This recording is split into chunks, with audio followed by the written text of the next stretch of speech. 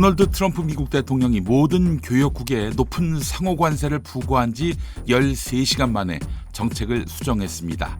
중국에는 125% 초고율 관세를 부과하며 강경 대응을 이어가지만 한국 등 70여 개 나라에는 상호관세를 90일 동안 유예하고 10% 보편 관세만 적용하기로 했습니다. 이는 증시 폭락과 경기 침체 우려를 반영한 조치로 보이는데요. 그러면서도 중국을 고립시키려는 갈라치기 전략으로 해석됩니다. 미국과 주요국 증시는 반등했지만 한국은 미중 무역 갈등 여파로 곤란한 상황입니다. 이재명 전 더불어민주당 대표가 대선 출마 선언을 했습니다. 중앙일보 한국갤럽 여론조사에 따르면 윤석열 파면 이후 각종 여론조사에서 국민의힘 후보들을 상대로 모두 오차 범위를 넘어 두 자릿수 격차를 앞서며 독주체제를 굳히고 있습니다.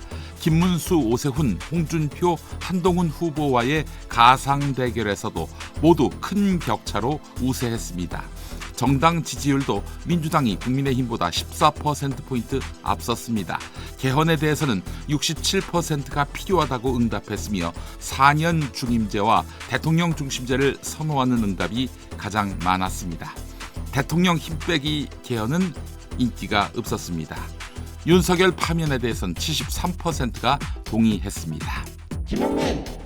대통령 경호처 직원들이 김성훈 차장과 이광우 본부장의 사퇴를 요구하며 62년 만에 처음으로 연판장을 작성했습니다. 지난 8일부터 시작된 연서명에는 일선 경호관과 중간 간부 70%가 참여했습니다. 경호관들은 조직이 사조직화되고 명예가 실추됐다라며 김성훈 등의 리더십을 문제 삼았습니다. 윤석열 부부를 위한 이벤트 동원으로 전문성도 손상됐다고 호소했습니다. 경호처 직원들은 존폐 위기에 처했다며 자정과 개혁을 요구하고 있습니다. 한덕수 대통령 권한 대행의 헌법재판관 후보자 지명이 초헌법적 월권이라는 비판 속에 헌법재판소가 효력정지 가처분 심리에 착수했습니다. 헌재는 어제 오전 재판관 평의를 열어 사건을 신속하게 처리하는데 공감대를 이룬 것으로 전해졌습니다. 그래서 헌재 관계자는 가처분 사건은 다음 주 안에 선고하는 것도 물리적으로 불가능하지 않다고 했습니다. 헌재 연구관 출신의 한 인사는 가처분 인용 가능성이 크다고 말했습니다. 최대 쟁점은 지명 행위의 위법성과 공정재판을 받을 권리의 침해 여부가 되겠습니다. 파면된 윤석열이 한남동 관저에 머물며 정치인 면담을 통해 메시지 정치를 이어가고 있습니다. 6.3 대선 경선을 앞두고 국민의힘 후보 경선에 영향력을 행사하고 내란 재판을 앞둔 자신의 입지를 강화하려는 의도로 보입니다. 이철우 경북도지사는 윤석열이 충성심을 중시하라라며 한동훈 전 대표를 겨냥한 발언을 했다고 전했습니다. 국민의힘 내의 친윤계조차도 침묵하는 것이 낫다라며 우려하지만 대선 주자들은 윤석열 지지층 표심을 노리며 그의 메시지를 활용하고 있습니다.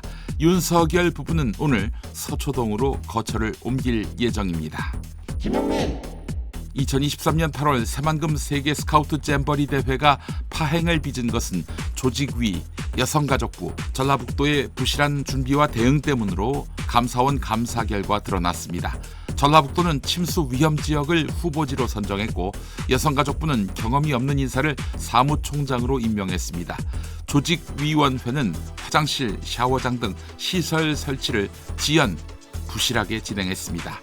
김현숙 전 여가부 장관은 준비 미흡을 알면서도 완료됐다라고 허위 보고해 대책 마련 기회를 놓쳤습니다. 대회는 주요국 이탈, 온열 환자 속출로 혼란을 겪었는데요. 위법 부당 사례는 모두 합해 40건이었습니다. 사태 수습에 176억 원이 들어갔습니다.